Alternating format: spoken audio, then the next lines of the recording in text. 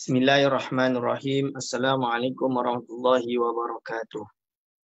Alhamdulillahirabbil alamin. Assalatu wassalamu ala asyrafil anbiya'i wal mursalin wa ala alihi wa ashabihi ajmain. Wala haula wala quwata illa billahil aliyil azim. Allahumma la sahla illa ma ja'altahu sahla wa anta taj'alu hazana idza syi'ta sahla. Rabbi shrah li sadri wa yassir li amri wahlul 'uqdatam min lisani yafqahu qawli, amma ba'du. Pada yang terhormat, pada segenap asatizah, para alim ulama, para a'immah di luar sana, wabil khusus kepada segenap para pelajar, mahasiswa, mahasiswi, santri-santri yang mengikuti daurah kitab Aqidah Salaf bersama ERG dan juga bersama dengan Allahumma salli ala sayyidina Muhammad, iaitu Majlis Taklim An-Nur daripada Al-Jami'ah Al-Islamiyah Al-Alamiyah Malaysia, UIAM, yang mana sekarang kita sampai kepada muka surat 264, iaitu tentang qaul Ahmad bin Hanbal. Jadi kita kena faham bahawa ketika kita membahas perkara ini, mereka selalu mendakwa bahawa Imam Ahmad bin Hanbal adalah tokoh mereka. Dan sekarang kita akan membahas tentang iaitu takwil dari sisi Ahmad bin Hanbal. Qala mu'alifur rahimahullah wa nafa'na bihi wa bi ulumihi amin. Imam Ahmad bin Hanbal pula berkata, wa amba'ana al-hakimu qala. Maksud dia, mu'alif kata, lalu qala haddatsana Abu Amrin bin Samak. Lalu qala haddatsana Hanbal bin Ishaq. Qala sami'tu ammi, iaitu aku mendengar ammi, pamanku atau uncle-ku, Aba Abdullah, yakni al-Imam Ahmad, yaqul, Imam Ahmad berkata, ihtajju alayya yawma idzin, ya'ni fi dari amiril mu'minin, faqalu taji'u suratul Baqarah yawmal qiyamati wa taji'u suratul Tabaraka, faqultu lahum innama huwa as-thawabu. Qala Allah Ta'ala wa ja'a rabbuka innama ta'ti qudratuhu wa innama al-Qur'anu amsalun wa mawa'idhu. Jadi Al-Hakim menceritakan kepadaku, dia berkata, Abu Amr bin Samak menceritakan kepadaku, dia berkata, mengkhabarkan kepadaku Hanbal bin Ishaq ila akhirih, bahawa Imam Ahmad berkata, mereka berhujah atasku di hari itu, maksudnya di hari di rumah Amirul Mukminin. Mereka berkata, datang surah Al-Baqarah di hari kiamat dan datang surah Tabarak. Lalu aku berkata kepada mereka, itu maksudnya adalah pahala. Allah Ta'ala berfirman, wa ja'a rabbuka, yang datang adalah kudrahnya. Allah Al-Quran adalah berisi kalam masal dan juga mau'izah. Jadi ini ada isyarah bahawa Imam Ahmad sendiri melakukan takwil. Al-Baihaqi memberi komen sanad ucapan ini, hadza isnadun sahihun la ghubara alaih. Jadi ini adalah sanad sahih yang tidak ada gubar, debu sama sekali, maksudnya tidak ada keraguan sama sekali lah. Boleh buka dalam kitab Manaqib Imam Ahmad lil Baihaqi dan dalam Bidayah wa Nihayah karangan Imam Ibnu Katsir.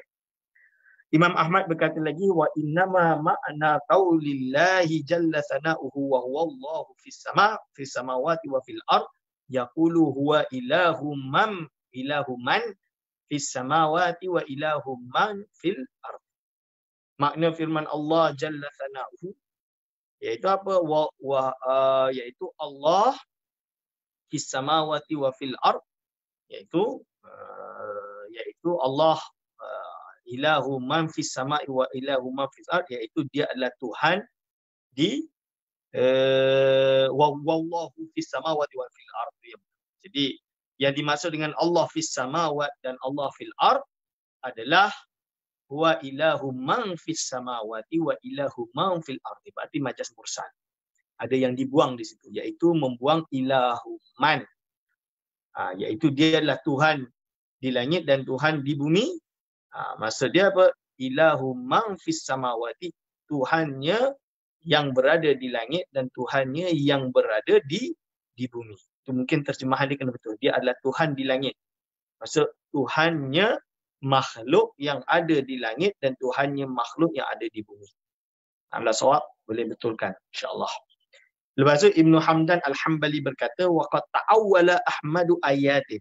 Jadi Ibnu Hamdan Al-Hanbali memberi komentar dalam kitab Nihayatul Al-Mubtadi'in Imam Ahmad mentakwil ayatin beberapa ayat wa ahaditha dan beberapa hadis ka ayatin najwa wa qawlihi ayyatiyahumullah wa qala qudratuhu wa amruhu. So dia adalah qudratuhu dan amruhu. Jadi maksud dengan ya'tihimullah wa ja'a rabbuka dan kata-kata wa qawluhu ja'a rabbuka qala qudratuhu. Zakarahuma yang telah menyebutkan keduanya siapa Ibnul Jauzi fil Minhaji dalam oleh Imam Ibnul Jauzi dalam kitab Minhaj wa ikhtara huwa imrarul ayati kama ja'at min ghairi tafsirin. Okey, dalam kitab Nihayatul Mubtadi'in. Dalam kitab As-Sadah Al-Hanabilah wa ikhtilafuhum ma'a as-salafiyatil mu'asirah. Dalam kitab ini, saya ada kitab ni, cetakan Darul Nurul Mubin. Sebab tu mungkin kawan-kawan yang ada maktabah boleh mula banyak mengambil buku daripada Dar Nurul Mubin. Kerana apa? Dia adalah percetakan yang ada di Jordan yang banyak mencetak kitab-kitab Ahlus Sunnah wal Jamaah ala Asy'ariyah Maturidiyah yang mana sangat-sangat berguna lebih-lebih kita bagi yang berada di Malaysia pada hari ini agar supaya tidak tertipu atau terpesong dengan buku-buku yang tersebar di universiti yang kadang-kadang tidak dibersihkan daripada pemikiran-pemikiran yang batilah. Kerana apa? Kerana kita kena faham bahawa ilmu akademik kita kena baca semua. Jadi kena baca ini contoh dia. Jadi ini adalah cuba nama judul buku tu sendiri Sadah Hanabilah.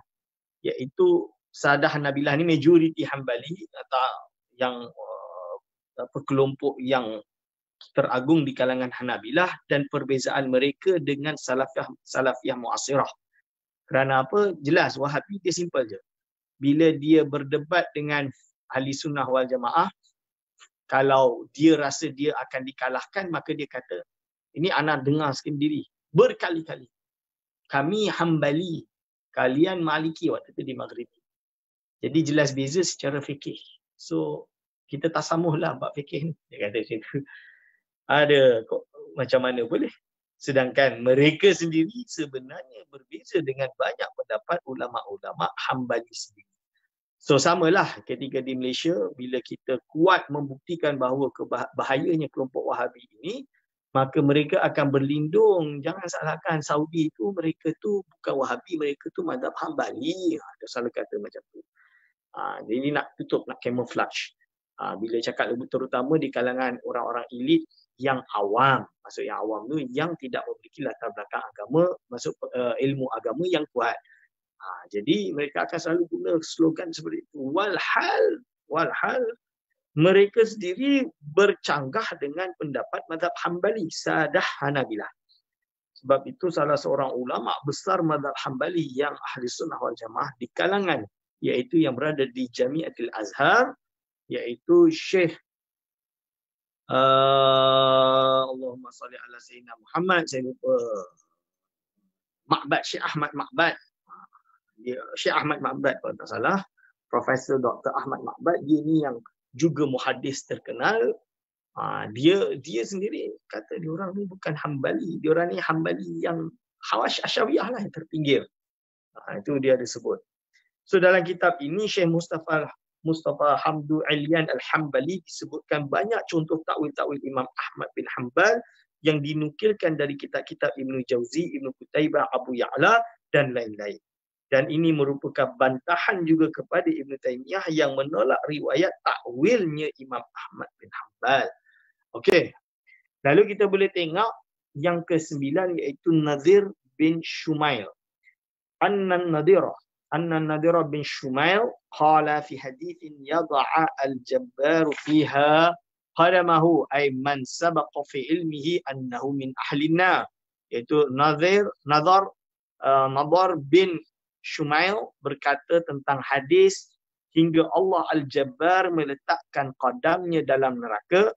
Maksudnya adalah orang-orang yang menurut takdir lalu dalam ilmunya Allah adalah ahli neraka. Boleh buka dalam kitab Al-Asma' wa Sifat karangan Imam Al-Baihaqi rahimahullah. Hamad bin Zaid pula berkata waqad ikhtalafa al-ulama'u fi qawlihi yanzilullahu fasu'ila Abu Hanifah anhu faqala yanzilu bila kaifin wa qala Hamad bin Zaid nuzuluhu iqbaluhu. Jadi ulama berbeza pendapat dalam hadis Nabi Allah nuzul. Abu Hanifah ditanya tentang itu dan menjawab Allah nuzul tanpa kaif. Hamad bin Zaid berkata nuzul Allah adalah Allah menghadapnya. Boleh buka dalam kitab Al-Asma' wa Sifat karangan Imam Al-Baihaqi juga juz 2 sahifah 380. Hadir wa hadir azizakumullah. Jadi ini beberapa butiran yang penting yang perlu kita fahami. Lalu kita boleh tengok Al-Farra. Qauluhu la akhadna minhu bil yamin, ay bil quwwati wal qudrah, yaitu akhbarana Abu Sa'id bin Abi Amr, yaitu haddatsana Abdul Abbas Al-Asam, haddatsana Muhammad bin Jahmi qala al-Farra al-yamin al-quwwah. Jadi firman Allah pasti akan kami ambil darinya dengan yamin. Maksudnya adalah dengan kekuatan dan kemampuan.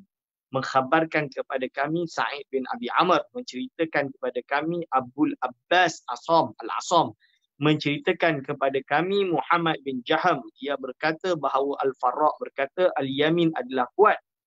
Al-Yamin itu adalah Al-Quwwah. Boleh buka dalam kitab Al-Asma' wa Sifat lil Baihaqi. Lalu kita boleh tengok Abdullah bin Yahya bin Mubarak alal arsy istawa, iaitu istaula. Firman Allah alal arsy istawa, istawa bermakna istaula, menguasai. Qaribul Quran wa tafsiruhu page 243. Tafsir ini dikuatkan dengan bahawa di antara lughat istawa adalah istilah, dan berikut adalah ucapan Ibnu Jabir At-Tabari yang disepakati termasuk Imam Salaf. Al-istiwa'u fi kalamil Arab munsarifun ala wujuhin wa minha al-ihtiyazu wal istila'u ka qaulihim istawa fulanun alal mamlakati bimakna istawa 'alaiha wa hazaha. Jadi istiwa dalam kalam Arab boleh bermakna beberapa wajah. Di antaranya adalah ihtiyaz dan istilah. Seperti ucapan Arab fulan menguasai kerajaan dengan makna memperoleh kerajaan, di mana ihtawa 'alaiha wa hazaha.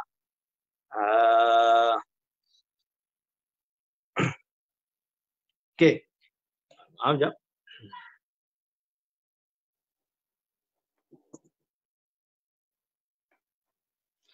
Okey. Lalu bahkan menurut catatan Syekh Abdul Aziz Al-Khadiri, alam tamyizil haq, iaitu apa, Imam Az-Zajjaj, Tamyizul Haq, dalam kitab Tamyizul Haq, ini dalam ni, bukan alam, dalam, kekurangan di adik-adik boleh tulis kat situ, betulkan. Inilah nama dia, Dobek. Jadi ketika saya dulu ngaji di pondok, jadi jangan meremehkan pondok. Ada orang rasa apalah pondok ni tak boleh nak pergi jauh. Jadi kalau dia nak tahu, pondok ini tempat di mana memang betul-betul mencetak pelajar supaya betul-betul menguasai ilmu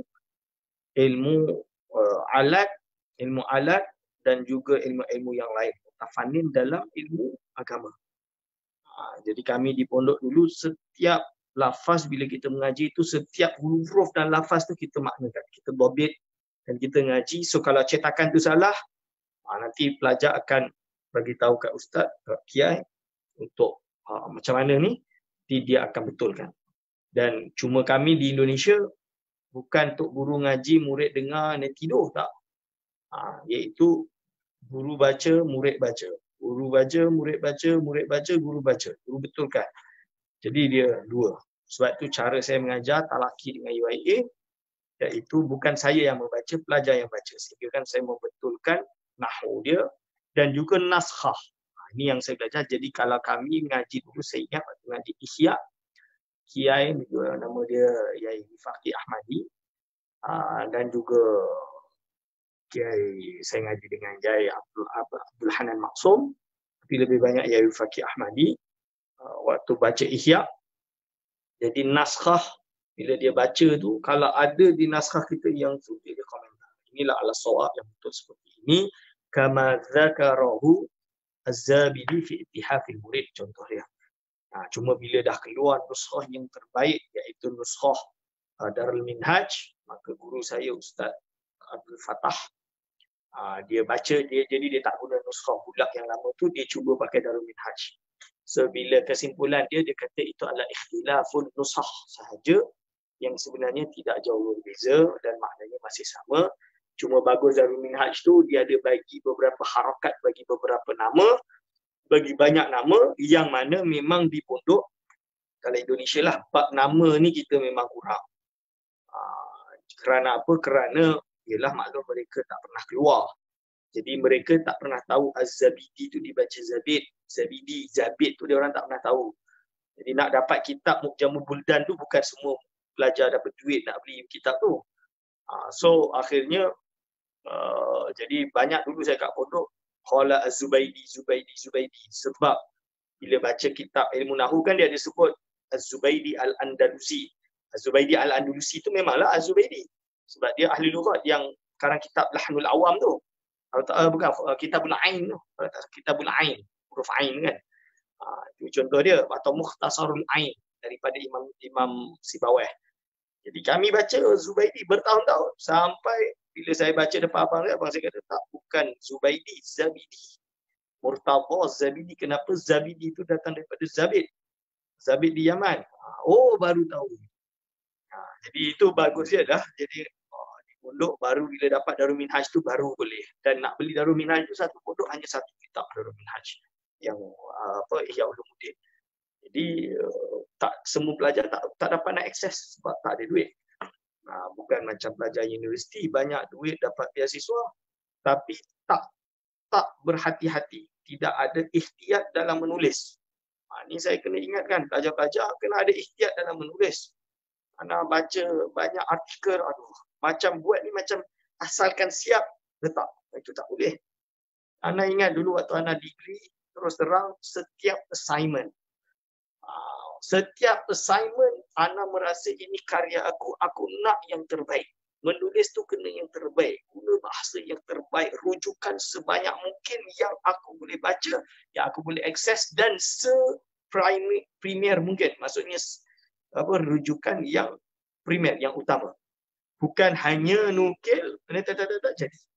Macam beberapa blogger UIA yang menulis tentang agama, yang saya baca nampak sangat dia tak baca kitab secara langsung. Dia nukil, dia terjemah dan dia buat kesimpulan sendiri. Mana boleh. Kena teliti dan baca bagi pendapat. Kena faham. So, kena ada sifat macam tu. Lepas tu dengan bila kita tulis Arab, dengan kelas saya semua bahasa Arab, ingat nahwu sharaf tu kena jaga. Pegang kamus. Kalau boleh pegang kamus Hanswer. Kamus orientalis tu pegang, bukan apa? So that you know how to use the word. Lafaz apa yang patut digunakan dengan kalimat huruf apa yang sesuai. Atau ma'ani dalam internet tu pun itu okey. Sebab apa? Sebab dia akan bagi tahu kalau fi makna dia apa, ala makna dia apa, ni makna dia apa. Kalimat huruf itu ja'ali maknan. Kan dalam kitab ja'ali maknan tu kalau kita baca Jurumiyah, ja'ali maknan tu maksud dia apa? Maksud dia adalah kalimat huruf makna dia tergantung kepada fi'il atau syibih fi'il yang bertakluk dengannya. Maksudnya takluk dia. Jadi bila raghiba anhu, apa maksud dia? Raghiba fih, apa maksud dia? Ini perubahan huruf tu akan merubah makna. So bila kalian tulis bahasa Arab tu pastikan menggunakan kalimat huruf yang sesuai. Sebab kita ajam, kita akui kita ajam. Kita ni bukan Arab. Yang zauq lughawi kita kadang-kadang tak keluar. So kita jangan sekali-sekali terjemah dari bahasa Melayu. Kita bahasa Melayu dan kita terjemah Arab, tak boleh. Dia akan rosak. Kita kena cakap macam orang Arab. So kena guna. Sebab itulah waktu kami di pondok, zauq Arabi itu keluar ketika dobit i'rab setiap satu sehingga kan kita tahu. Dan kalau ada pondok di Jawa Tengah nama dia Pondok Lerap. Pondok Lerap tu memang fokus ilmu nahwu. Jadi kalau dobit tu kalimat huruf tu dia kena ada takluk tu kena disebut. Jadi contoh dia jalasa wis lungguh sapa Zaidun Zaid lungguh iku alal kursi ing atase kursi. Orang tak faham lah. Maksud dia apa? Jalasa telah duduk siapa? Fa'il Zaidun Zaid Sebelum sebut ala, duduknya tadi ala di atas al-kursi, iaitu kursi, atas kursi. Nampak tu? Jadi bila sebut ala, dia kena sebut huruf, kalimat huruf ini ta'aluk dia dekat mana. Supaya kita tahu. Ini jangan, sebab apa? Nanti bila kalam yang banyak kalimat huruf itu ta'aluk dia akan pergi ke mana, kena tengok satu-satu. Supaya makna tak salah. Kena faham. Okay. Imamul Azzaj wafat tahun 311 Hijriah. Dalam kitabnya Ma'anil Quran juga mentakwil istawa dengan istilah. Istaulah. Dengan demikian, meski takwil ini masih diperdebatkan oleh ulama, macam saya sebutlah, Sidi Abdullah tak setuju. Tapi ada dibahas. Kat belakang ni dia dah bahas. Kita dah bahas kat depan. Saya lupa. Dah lupa dah. Tapi dah dibahas lah. Iaitu tentang ulama, tetapi buktinya ada salaf yang mentakwilnya demikian. Ternyata salaf pun ada yang menggunakan istaulah. Kesimpulannya mungkin kita tak setuju kerana istaulah maknanya telah kalah lepas tu menang. Tapi kan ada kaul yang juga mengatakan istaulah memiliki makna ghalabah wal qahr. Itu bukan hanya istawa, tapi istaulah pun memiliki makna yang sama. Jadi tak ada masalah untuk mentakwil kepada istaulah. Itu menurut satu version. Boleh baca lah. Saya tak ingat. Kat depan, dekat belakang. Okey. Summa, apa ulama salaf kata? Summa laukana ta'wilan fama nahnu ta'awwalna wa innama as-salafu rahmatullahi alaihim alladhi sabata sawabuhum wa wajaba ittiba'uhum humul ladhina ta'awwaluhu fa inna ibn Abbas wa Dahaka wa Malikan wa Sufyana wa kathiran minal ulama'i qalu fi qawlihi wa huwa ma'akum ay ilmuhu. Di ini mahal syahid. Kemudian andai itu takwil, maka kami tidak mentakwilnya. Akan tetapi salaf rahmatullah alaihim yang telah mentetap kebenarannya mereka dan wajib mengikutinya adalah yang mentakwilnya. Maka sesungguhnya Imam Ibn Abbas, Dhahak, Malik, Sufyan dan banyak ulama mengatakan dalam firman Allah, artinya Allah bersama kalian, maksudnya adalah ilmunya. Wa huwa ma'akum ayil, iaitu yang maksud ma'akum adalah ilmuhu lah. Ilmunya adalah ma'akum, iaitu ilmuhu ma'akum. Sorry, okey. Lepas tu apa tadi dikata? Dan banyak sekali ulama-ulama Ahlus Sunnah yang menukilkan dan mengakui adanya takwil-takwil salaf. Sekadar mengingatkan kepada salafi yang mungkin mempersoalkan sanad-sanad riwayat Ibnu Jarir At-Tabari di atas akan pujian Ibnu Taimiyah terhadap tafsir beliau. Ibnu Taimiyah berkata, fa asahhuha tafsiru Muhammad bin Jarir At-Tabari fa innahu yadhkuru maqalatis salafi bil asanidi ats-tsabitati wa laysa fihi bid'atun wa lam yunqal 'anil muttahimina. Maka yang paling sahih dari beberapa kitab tafsir adalah tafsir Muhammad bin Jarir At-Tabari.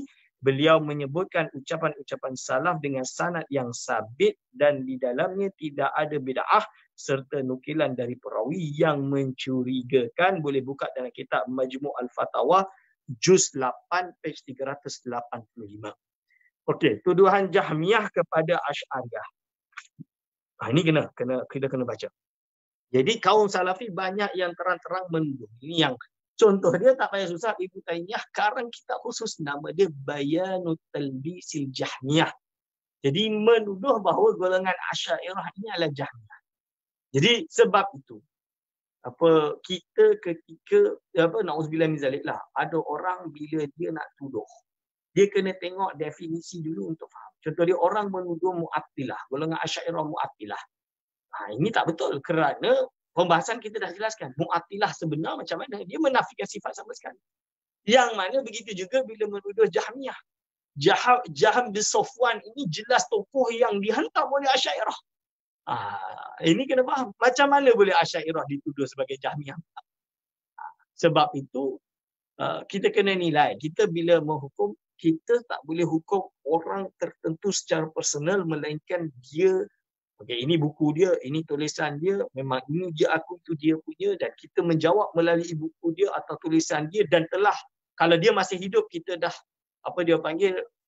tabayun dengan dia dan dia mengatakan dia punya, misalnya dia, baru boleh.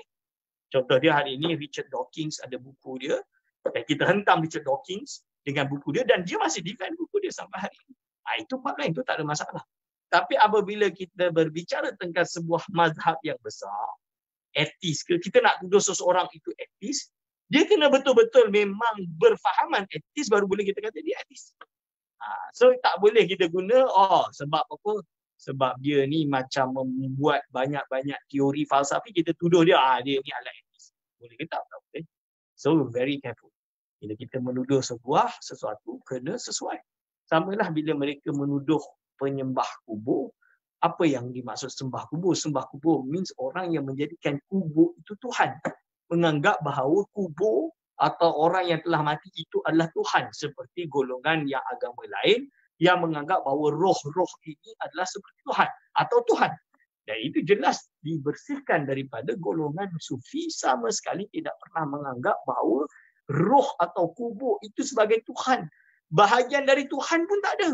Tak ada. Mereka hanya di kalangan golongan solihin dan mereka berpegang pada kaul ulama dan juga hadis-hadis yang sahih atau hadis yang hasan yang mengharuskan seseorang itu bertawasul dengan orang yang telah mati untuk agar hajat mereka dapat dikabulkan oleh Allah Subhanahu wa taala.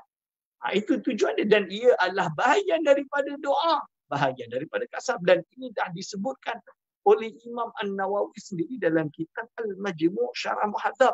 Buka bab haji umrah, dekat situ akhir sekali ketika disunatkan menziarahi qabri syarif, menziarahi Madinah, menziarahi maqam Rasulullah sallallahu alaihi wasallam. Yang mana Imam Nawawi sendiri mengajarkan, iaitu engkau palinglah daripada kiblat. Jadi kita jalan tu jangan pandang ke kiblat tapi pandang ke maqam, iaitu pandang ke wajah Rasulullah SAW, wajh syarif, dan bertawassullah dengannya. Lalu dibawa kisah Utbin dan lain-lain yang makruf di dalam tradisi ahli sunnah wal jamaah. Ini kena faham. Kalau tolak perkara tersebut, kita kembali Imam Nawawi tahun 600, kita pergi tahun 400. Imam Al-Baihaqi sendiri dah meriwayatkan kisah Imam Syafi'i dalam bab istighosah tersebut. Itu tahun 400 lebih. Berarti perkara itu sabit dari Imam Syafi'i yang meninggal tahun 204 Hijriah. Seawal itu orang dah buat. Atau kalau tolak pun kita pegang pada hadis, iaitu pada zaman sahabat, iaitu fi ahdi Umar.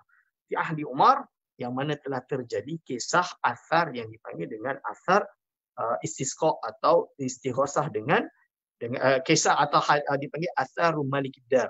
Kita boleh buka. Okey. Sekadar mengingatkan kepada salafi yang mungkin mempersoalkan sanad riwayat Ibnu Jarir At-Tabari di atas akan pujian Ibnu Taimiyah terhadap tafsir beliau.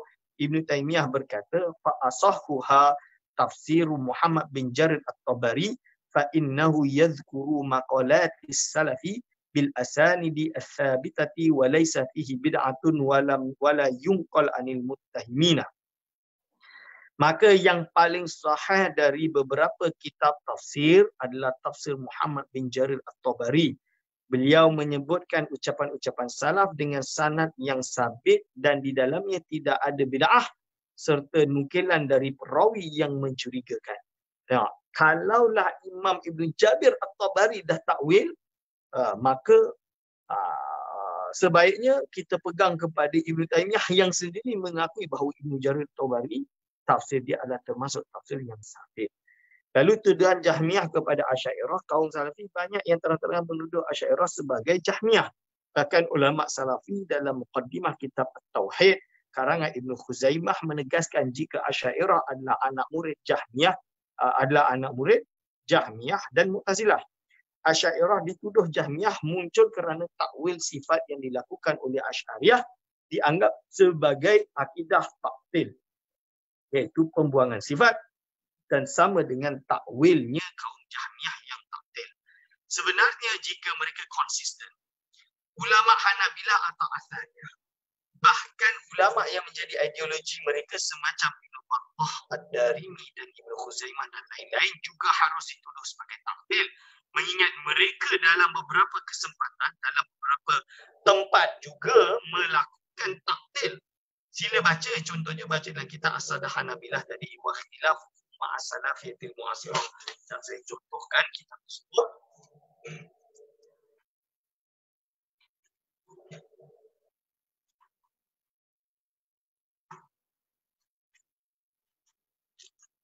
Okey, ini adalah kitab As-Sadatul Al-Hanabilah ma'a ikhtilafihim wa ikhtilafuhum ma'as-salafiyatil mu'asirah, iaitu fil aqidati wal fiqh wal tasawufi, karangan Mustafa Hamad wa Ilyan Hambali, Hamdu Mustafa Hamdu Ilyan Al-Hambali, yang ditakdim oleh Muhammad Abdul Basit Al-Syekh Al-Hambali. Ini tebal ni, boleh baca dalam ni, berjumlah 800 lebih muka surat, 840 muka surat. Itu adalah semua dari mula fikih, tasawuf dan juga bahkan akidah sekalipun boleh dibaca, menunjukkan di mana mereka bukanlah yang bermadzhab Hambali hakikatan, akan tetapi adalah yang bercakap dengan Sadah Hanabilah, tapi yang dipanggil sebagai Hasyawiyatul Hanabilah. So, yang mengambil banyak sekali takwil dari ulama-ulama yang selama ini dianggap selari dengan akidah salafi. Sementara Asy'ariyah dituduh Mu'tazilah kerana beberapa takwilan sebagian ulama Asy'ariyah, semisal takwil istiwa dengan istaula, yad dengan qudrah dan lain-lain dianggap sama dengan takwilnya Mu'tazilah. Hanya sebahagian ulama Asy'ariyah sahaja, dan persamaan tersebut pun masih dalam tataran atau masih dalam level atau condition, situation, masalah ijtihadiyah, iaitu perkara yang dalam pembahasan-pembahasan yang ijtihadi atau furu' akidah. Tuduhan sebagai Mu'tazilah sudah diviralkan, ini adalah tuduhan sejalin. Bahkan ada Imam Ibn Taymiyah, kalau tak salah, dia kata Asy'ariyah ini adalah seperti pondannya golongan Mu'tazilah. Padahal kita tahu bahawa Asy'ariyah ini termasuk asyadun nas fi raddi alal Mu'tazilah. Itu yakin. Boleh buka. Asyadun nas fi raddi alal Mu'tazilah, itu adalah golongan Asy'ariyah. Yang paling kuat lawan Mu'tazilah. Jahmiyah adalah kelompok yang menafikan sifat-sifat Allah. Kerana Jahmiyah ini kelompok yang menafikan sifat-sifat Allah. Seperti pernyataan mereka bahawa Allah tidak mempunyai yad, wajah, tidak beristiwa dan lain-lain. Padahal Asy'ariyah yang mentakwil ayat atau hadis sifat, termasuk ulama Hanabilah atau Asy'ariyah, tetap menetapkan isbat sifat Allah. Hanya saja mereka memalingkan makna zahirnya yang memberikan faham hissi, iaitu indrawi, dan antara takwil dengan taktil pengertiannya sangat jelas berbeza jauh. Jadi antara takwil dengan taktil, definisi dia memang sangat jauh. Kemudian jika ditanyakan, bukankah sebagian ulama Asy'ariyah mentakwil istiwa dengan istilah? Jadi kalau ditanyakan, sebagian ulama Asy'ariyah mentakwil istiwa dan istilah, yad dengan qudrah dan lain-lain, yang itu adalah takwilannya kaum Jahmiyah dan Mu'tazilah. Imam Abul Hasan Al-Asy'ari berkata, waqad qala qailun minal Mu'tazilati wal Jahmiyati wal Haruriyati inna ma'na qaulillahi ta'ala ar-rahmanu 'ala 'arsy istawa aw istawla wa malaka wa qahara Allah ta'ala fi kulli makanin wa jahadu an yakuna Allah azza wa jalla mustawin 'ala al-'arsyihi kama qala ahlul ilm. Ucapan dari Mu'tazilah, Jahmiyah dan Hururiyah, betul Al-Hururiyah berkata sesungguhnya makna firman Allah Ta'ala Ar-Rahmanu 'ala 'arsy istawa adalah Allah menguasai, merajai dan memaksa. Dan Allah ada di setiap tempat. Mereka ingkar bahawa Allah Azza wa Jalla istawa di atas arasy-Nya sebagaimana dikatakan oleh Ahlul Haq. Ucapan Asy'ari ini dalam rangka membahas kaum Jahmiyah juga kaum Mu'tazilah yang mentakdir sifat. Sementara Asy'ariyah mengakui dan menetapkan istiwa, yad, wajah dan sesamanya bagi Allah. Apakah dalam ucapan beliau ada secara eksplisit, iaitu jelas penolakan terhadap takwil tafsili? Jawabnya tidak. Bukti dia boleh baca dalam karya Imam Sanusi pun dah selesai dah. Jadi Imam Sanusi bukan hanya mengarang kitab Barahin, tapi ada kitab-kitab lain seperti Al-Muqaddimat, Syarah Usto, dan sekarang dah keluar complete set. Sebab itu saya berazam untuk menterjemahkan complete set, iaitu akidah Imam Sanusi complete set. Yang mana dalam complete set tu dia dah jelas dengan syarahnya sekali. Kaul Imam Sanusi boleh rujuk dalam tu. Okey, Imam Al-Ash'ari juga berkata, wa nafas al-Jahmiyah tu an yakuna lillahi ta'ala wajhun kama qala wa abdul an yakuna lahu sam'un wa basarun wa 'ainun. Jahmiyah menafikan Allah Ta'ala mempunyai wajah sebagaimana firman-Nya dan membatalkan jika Allah mempunyai sifat sama, basar dan ain. Jadi Jahmiyah menafikan Allah SWT ada wajah. Yang mereka kata dan mereka menafikan baginya ada sifat sama, basar dan ain. Dan saya secara mutlak beliau juga berkata wa qalat al-Jahmiyah innallaha la ilma lahu wa la qudrata wa la sam'a lahu wa la basara wa innama qasadu ila ta'til at-tauhid wa tadhib bi asma'illahi fa a'tau dhalika lahu lafzan wa lam yahsulu qawluhum fil ma'na wa laula annahum khafu as-sayf la afsahu bi anna Allah ghairu sami'in wa la basirin wa la 'alimin walakin yaitu walakin khawfu as-sayfi mana'ahum min izhari zandaqatihim. Jahmiyah berkata Allah tidak mempunyai ilmu, qudrah, sama dan basar. Tujuan mereka adalah menghilangkan tauhid dan mendustakan asma-asma Allah Ta'ala. Mereka memberikan Allah lafaz tetapi ucapan mereka tidak menghasilkan pengertian apa-apa. Andai mereka tidak takut pedang kematian, tentu mereka akan melahirkan ucapan bahawa Allah tidak sami', basir dan alim. Tetapi kerana ketakutan mereka berperang mencegah mereka dari memperlihatkan sifat-sifat mereka. Al-Baqilani berkata, wa za'amu jami'an annahu la wajha lillahi ta'ala ma'a qawli azza wa jalla wa yabqa wajhu rabbika dzul jalali wal ikram wa annahu la yada lahu ma'a qawli azza wa jalla bal yadahu mabsutatani wa qawluhu ta'ala ma mana'aka an tasjuda lima khalaqtu bi yadayya. Mu'tazilah semuanya menyangka bahawa tidak ada wajah bagi Allah Ta'ala, padahal firman Allah Ta'ala artinya dan kekal wajah yang mempunyai keagungan dan kemuliaan, juga bahawa mereka tidak ada punya yad, padahal Allah Azza wa Jalla berfirman, iaitu artinya tetapi dua yad Allah dibentangkan dermawan, dibentangkan dalam arti dermawan, dan firman Allah Ta'ala apa yang mencegahmu sujud kepada yang aku ciptakan dengan kedua yadku. Boleh buka dalam kitab Tamhidul Awail muka surat 252. Imam At-Tirmizi dengan syarah dari Al-Mubarakfuri menjelaskan fata'awwalat al-Jahmiyatu hadhihi al-ayati wa fassaruha ala ghairi ma fassara ahlul ilmi fatafsiruhum fi hadhihi al-ayat laysa ila tahrifan laha bal hadar an tawilihim wa tafsirihim wa qalu inna Allah lam yakhluq Adama biyadihi wa qalu innama ma'na al-yad al-quwwatu فغرضهم من هذا التأويل هو نفي اليد لله تعالى ظنا منهم أنه لو كان له تعالى يد لكان تشبيها ولم يفهموا أن مجرد ثبوت اليد له تعالى ليس بتشبيه. Jadi dijelaskan panjang ni, iaitu Jahmiyah mentakwil ayat-ayat ini dan mentafsirkannya tidak sesuai ila akhirih. Kita baca. Lalu penjelasan At-Tirmizi dan Al-Mubarakfuri menjawab tuduhan Salafi terhadap takwil Asy'ariyah.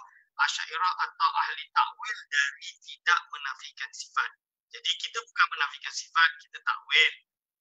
Lalu bahkan mereka mentakkannya. Mereka juga yang mereka ingkari adalah memperlakukan makna zahirnya. Ini tahrir mahal saat ini adalah tempat ilat permasalahan tersebut. Apa dia kata, iaitu memperlakukan makna zahirnya yang muhal sehingga patut jadi kemudian ditakwil. Sementara kaum Jahmiyah yang asal akidahnya adalah takdir tidak demikian. Kerana mereka sedari awal sudah menolak menetapkan sifat Allah. Yad misalnya. Jika kemudian ada persamaan dari sisi takwilnya, maka itu sekadar sama sahaja. Dan sekali lagi ini masalah ijtihadiyah, sedangkan metod takwilnya diterima oleh ulama ahli sunnah wal jamaah. Lepas tu Syekh Saif Al-Asri dalam kitab Al-Qaul Tamam bi Isbati Tafwid mengatakan bahawa perbezaan tafsir ahli ilmu dengan tafsir Jahmiyah adalah bahawa takwil ahli ilmu dengan memperlihatkan siap kalamnya, sementara takwil Jahmiyah tidak demikian adanya.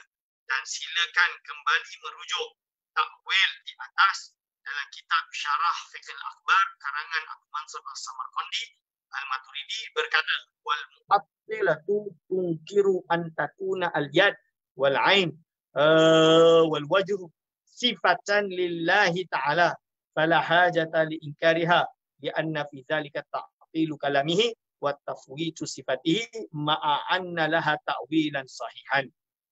Dan kaum Mu'attilah ingkar jika yad, ain dan wajah adalah sifat Allah Ta'ala, maka tidak hajat terhadap peingkaran mereka kerana itu merupakan taktil terhadap kalam Allah dan menghilangkan sifat-sifatnya, padahal mereka mempunyai takwil yang sahih.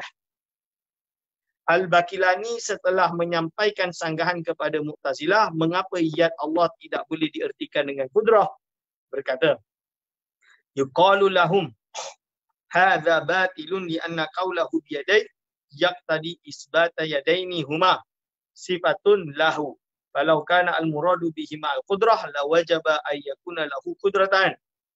Ini adalah jawapan daripada Imam Al-Baqilani. Dari jawapan Al-Baqilani di atas dan dari ucapan beliau sebelum ini menunjukkan bahawa Mu'tazilah mentaktil dan tidak menganggap yad misalnya sebagai sifat Allah Ta'ala. Dan ini menjadi perbezaan antara sebahagian Asy'ariyah dengan Mu'tazilah meski dalam takwilnya boleh sama. Jadi kita takwil dan kita juga masih isbat. Isbat sebagai sifatan. Ya. Hanya sahaja kita apakah meletakkan makna jawarih atau makna zahir, tak. Sama ada kita pilih untuk takwil atau kita tafwid. Antara sebagian Asy'ariyah dengan Mu'tazilah meski dalam takwilnya boleh sama. Dan kita tahu bahawa kaum Mu'attilah iaitu kaum yang keterlaluan dalam menghindari tashbih sehingga jatuh dalam pada takwil seperti dalam taktil seperti kaum Jahmiyah memang menafikan sifat-sifat Allah yang ditetapkan dalam Al-Quran dan As-Sunnah. Dan mereka kerana itu dan juga akidah-akidah sesat dan kekufuran yang lain, Jahmiyah didakwa kafir atau murtad oleh sebagian ulama. Sebagian Salafi menuduh jika sebagian ulama Asy'ariyah zaman mutaakhirin mengingkari sifat-sifat Allah iaitu yad, wajah dan ain, kemudian dengan itu mereka melabel mereka sebagai Mu'tazilah. Alasan mereka adalah pengingkaran Imam Abu Hasan Asy'ari dan Baqilani kepada Mu'tazilah yang mentafsirkan yad misalnya dengan kudrah, dan beliau berdua menyebut jika tafsir seperti itu adalah tafsiran Mu'tazilah. Jadi menurut Ustaz Hidayat, menurut saya seharusnya Salafi membezakan antara mentafsirkan dengan mengingkari. Kita lah ingkar, tapi kita tafsir, kita takwil. Mengingkari yad, wajah dan ain bagi Allah adalah kekufuran kerana ketiganya disebut dalam Al-Quran dan Sunnah Rasulullah. Itu Quran. Sabit. Ini dia mengingkari. Tak. Dan antara ingkar dengan tafsir sangat jauh perbezaan. Dalam mazhab Asy'ariyah ada dua tafsiran, ada dua pentafsiran berkaitan dengan ini, iaitu antara kalimat-kalimat tersebut ditetapkan sebagai sifat Allah dan tidak tetapi tanpa mengingkari nas tersebut. Imam Haramain berkata, "Dhahaba ba'du a'immatina illa anna al-yadaini wal 'ainaini wal wajha sifatun sabitatun li Rabbi Ta'ala." Tengok. Ini bukan kitab Nizamiyah. Ini kitab Al-Irsyad yang menjadi umdah rujukan utama hampir seluruh mujtahid di kalangan mazhab Asy'ari. Maksud dia mujtahid dalam mazhab Asy'ari ini seperti Imam Sanusi, Imam Salaliji, Imam Al-Ghazali, semua refer kepada Al-Irsyad. Walladhi yasihu indana hamlul yadaini 'alal qudrah wa hamlul 'ainaini 'alal basar wa hamlul wajhi 'alal wujud. Dan yang sahih menurut kami adalah memaksudkan yadain sebagai kudrah dan ainain sebagai melihat dan wajah sebagai yang tidak mengingkari tapi hamlu. Nampak? Yang dimaksud dengan sebahagian imam tersebut adalah Imam Abu Hasan Asy'ari, Baqlani dan lain-lain. Wa dhahaba ba'du a'immatina. Dia bukan kata ba'dun nas, tapi dia kata a'immatina.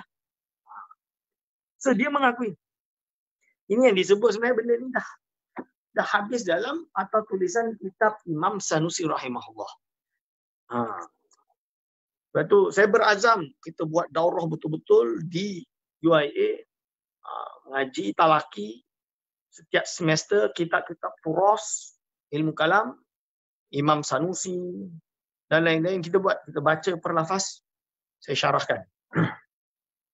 Kemudian beliau berkata, wa amma qauluhu ta'ala wa yabqa wajhu rabbika dzul jalali wal ikram fala wajha li hamlil wajhi ala sifatin idh la takhtassu bil baqa'i ba'dal fana'il khalqi sifatan lillahi ta'ala bal huwal baqi bi sifatihi al wajibah. Adapun firman Allah artinya dan kekal wajah Rabbmu yang mempunyai keagungan dan kemuliaan, maka tidak tepat memaksudkan wajah sebagai sifat kerana tidak ada kekhususan sifat bagi Allah Ta'ala dengan baqa' setelah fana'nya makhluk, tetapi Allah adalah yang kekal dengan sifat-sifatnya yang wajib. Itu fala wajha li hamlil wajhi ala sifatin idh la takhtasu bil baqa'i ba'da fana'il khalqi sifatan lillah bal huwal baqi bi sifatil wajibah. Ini adalah akidah beliau sebelum memilih untuk tafwid sebagaimana manhaj salaf yang dianggap lebih selamat dalam kitab apa? Dalam kitab An-Nizamiyah. Imam Sa'duddin At-Taftazani yang sependapat dengan Imam Haramain berkata, wa minha ma warada kal istiwa'i wal yadi wal wajhi wal aini wa nahwi dzalika wal haqqu addaha majazatun wa tamsilatun. Setengah dari itu adalah kalimat yang datang seperti istiwa, yad, wajah, ain dan sepadannya. Yang hak itu semua adalah majaz dan tamsil. Boleh buka dalam Syarhul Maqasid. Syarhul Maqasid saya ada 5 jilid. Imam Taftazani. Dan kalau mahu jujur, ijtihad seperti ini juga datang dari Ibnu Taimiyah saat menjelaskan tafsir wajah Allah dengan kiblat Allah. Beliau berkata, qad qala Mujahidun wa Syafi'i yakni qiblat Allah faqultu na'am hadha sahihun al-Mujahidi wa Syafi'i wa ghairihima wa hadha haqqun. Walaysat hadhihi al-ayat min ayat sifat wa man addaha fi sifati faqad ghalata kama fa'ala ta'ifatun. Mujahid dan Asy-Syafi'i berkata demikian, iaitu wajah Allah adalah kiblat Allah. Maka aku katakan ya itu sahih dari Mujahid dan Syafi'i dan ini hak. Dia baca. Imam Ibn Taimiyah pun dia kata macam tu. Okey. Wa an Abi Sa'id wa ta'ifatin annahum adduha fi sifati lil hadis, dalam sifat sab, iaitu fi sifati lil hadisi alladhi rawahu Abu Sa'id fi sahihaini la raiba anna zahir al-Qur'ani la yadullu ala anna hadhihi min as-sifat. Dia kata jadi apa? Dari Abu Sa'id dan segolongan bahawa mereka menyebut sab dalam bilangan sifat-sifat Allah kerana hadis yang diriwayatkan oleh Abu Sa'id dan Sahihain tidak ada keraguan bahawa zahir Al-Quran menunjukkan bahawa ini bukan sifat. Ibn Taimiyah yang memilih takwilan Ibn Abbas menganggap sab adalah bukan sifat Allah. Ini menunjukkan jika salaf sendiri masih berbeza tentang ini selain penetapan kalimat yad, wajah, ain dan lain-lain sebagai sifat Allah belum qat'i. Sebagai tambahan faedah, saat kaum Jahmiyah dan Mu'tazilah menolak sifat yad Allah adalah kerana dalam rangka membatalkan fadail Nabi Adam yang diciptakan Allah dengan yadnya. Allah berfirman, qala ya iblis ma mana'aka an tasjuda lima khalaqtu bi yadayn. Iaitu wahai iblis ila akhirin Quran, kerana jika yad diartikan kudrah maka tidak ada bezanya antara Nabi Adam dengan makhluk yang lain. Oleh kerana itu takwil kaum Jahmiyah tersebut ditolak oleh ulama dan sifat yad ditetapkan sebagaimana datangnya. Amiruha kama ja'at. Dengan demikian bukan yad ditakwil kudrah atau takwil yang lain yang menjadi masalah utamanya, tetapi tujuan kaum Jahmiyah yang menggunakan takwil tersebut untuk tujuan kesesatan. Oleh kerana itu, selain takwil Ibn Abbas, Qatadah dan lain-lain yang mentakwil aidi dengan kuat, Ibn Jauzi menukilkan ucapan Ibn Qutaybiyah yang mentakwil yad dengan kudrah dan kuwah sebagai berikut. Ya juzu ayyakunal ma'na mimma amilna bi quwwatina wa qudratina wa fil yadi al qudratu wal quwwatu ala al amali fatusta'aru al yadu fatudau mawdi'aha. Boleh saja diartikan dari apa yang kami kerjakan dengan kekuatan dan kudrah kami, dan kalimat yad adalah kudrah dan kuat bekerja. Kalimat yad dibuat isti'arah dan diletakkan tempatnya. Boleh dekat dalam kitab Zadul Masir. Okey, Ibnu Jauzi menukilkan lagi. Qala Abu Sulaiman Ad-Dimashqi, makna al-ayat mimma awjadnahu bi qudratina wa quwwatina wa hadha ijma'un annahu lam yurid hahuna lam yurid hahuna illa ma dzakarna. Okey. Lalu Ibnu Jauzi saat menjelaskan takwil yad Allah juga berkata warabi'u quwwatillah wa nusratuhu fauqa quwwatihim wa nusratihim, dzakarahu Ibnu Jarir wa Ibnu Kisan, iaitu yang keempat adalah takwil yad Allah, kekuatan Allah dan pertolongannya di atas kekuatan manusia dan pertolongan manusia. Takwil ini disebutkan oleh Ibnu Jarir dan Ibnu Kaisan dalam Zadul Masir. Boleh lihat. Aku qauli hadza astaghfirullahaladzim. Apakah ada soalan?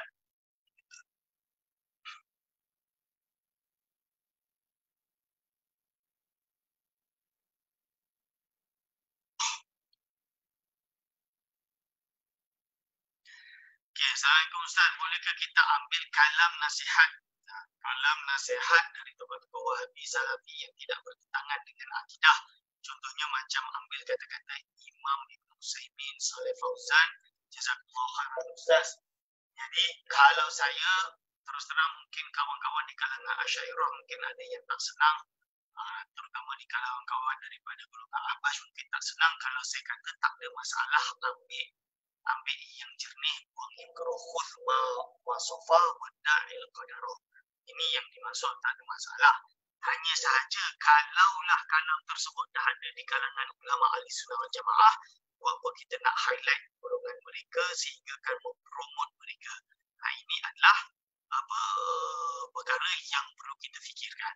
Jadi kita hanya menukil ketika perlu. Contohnya seperti Syekh Ali Jumaah, ketika dia perlu, dia akan menukil kaul Imam Ibn Taymiyah dalam beberapa hal masalah fikih. Misalnya masalah macam manakah kita nak solat di Scandinavian country. Scandinavian country itu maksudnya apa? Di Sweden, di Denmark, atau di Iceland, yang atas tu, atau North Pole. Contoh dia kalau masuk bulan Ramadan, okeylah bulan Ramadan, yang mana waktu puasa kita kalau musim panas adalah 23 jam 30 minit. Mungkin malam tu hanya 30 minit saja. Ada yang malam tu sekejap saja kalau dekat North Pole atau South Pole. So, perbincangannya macam mana kita nak puasa dalam kes ini. Okay, dalam kes ini macam mana kita nak berpuasa. So, apa yang dikatakan oleh Syekh Ali Jumaah, dia mensyarahkan, dia kata apa? Imam Ibn Taymiyah keluarkan fatwa yang sangat-sangat logik untuk dipakai dalam keadaan ini, di mana ketika dia mentakwil hadis, Rasulullah SAW ditanya, ya Rasulullah, kan Rasul bersabda, pada zaman Dajjal keluar, maka 1 tahun, 1 hari itu rasa dia macam 1 tahun. Lepas tu macam 1 bulan, lalu macam 1 minggu. Kan? Sangat lama lah. 1 hari itu macam lama sangat. So, sahabat ni logik dia tanyalah, lalu kalau macam tu, solat tu macam mana? Dan Rasul kata, kau solat seperti apa adanya, something like that, macam biasa. Jadi dia ambil hadis ni. Ibn Taymiyah kata, jadi solat adalah kembali kepada adatnya, yang biasa adat, something like that. Jadi apa yang dikatakan, apa yang dibuat oleh Syekh Al-Jemaah dalam fatwa tersebut, dia kata, so dalam kes ini, bukan, dikembalikan kepada jam Mekah. Nanti Himfil Mekah something. Exactly fatwa tu saya lupa, tapi saya ada fatwa tu. So, pembahasannya maksudnya apa? Jadi dia fatwa, kalau di Scandinavian country, kita boleh puasa ikut jam Mekah. Itu maksudnya ikut jam Mekah berarti jam Mekah lah kerana Rasulullah SAW berada di lahir di Mekah. Ini sama macam mazhab Syafi'i dalam bab apa binatang yang dianggap jorok adalah sesuai dengan intibaq as-salim. Sesuai dengan lidah yang selamat iaitu di kalangan apa tibaq as-salim dari kalangan orang Quraisy. Okey, itu satu. Yang kedua, Allahumma sholli ala sayyidina Muhammad, ada pendapat Syekh Abdullah bin Bayah lah. Dia mensyarahkan, dia menerangkan bahawa yang lebih accurate adalah ikut sun, dianggap sebagai matlaq yang paling dekat. Kerana memang dalam fikir, contoh dia apabila kita tak dapat nampak anak bulan, lalu kita boleh pakai matlaq yang paling dekat. Maka begitu juga waktu solat, kerana waktu solat ini juga berkaitan dengan falak. Maka waktu solat, contoh dia waktu maghrib dan isyak, kita boleh waktu maghrib dan fajar diikutkan kepada yang paling dekat. Okey, mahalu apa yang mabahas di sini, boleh tak kita nukil ulama-ulama yang salafi tadi? Kalau memang dia datang dari ijtihad mereka dan kita perlu dalam keadaan contohnya kita beristimbat hukum, sebenarnya tak ada masalah. Tapi kalau boleh avoid, why not? Kita julang ulama-ulama yang ahli sunnah kita. Ini maksud dia. Dalam beberapa hal. So contoh dia, kalau kita membahas tentang benda-benda yang pengkit lah, pengkit, tahanus atau lain-lain, benda ni dah disebut oleh ulama kita. Kenapa kita perlu mungkin dari kalangan Salafi? Ini tak perlu. Contoh dia. Tapi benda-benda yang memang membahas tentang direct tentang masalah dia, dan itu mungkin termasuk untuk merefer untuk sebagai pertimbangan. Ini kita kena faham. Okey. Itu soalan jawapan saya. Ada lagi? Tak ada? Okey, sekian saja daripada saya. InsyaAllah kita jumpa pada penutup besok. Aku qauli hadza, astaghfirullah wa lakum. Wassalamualaikum warahmatullahi wabarakatuh.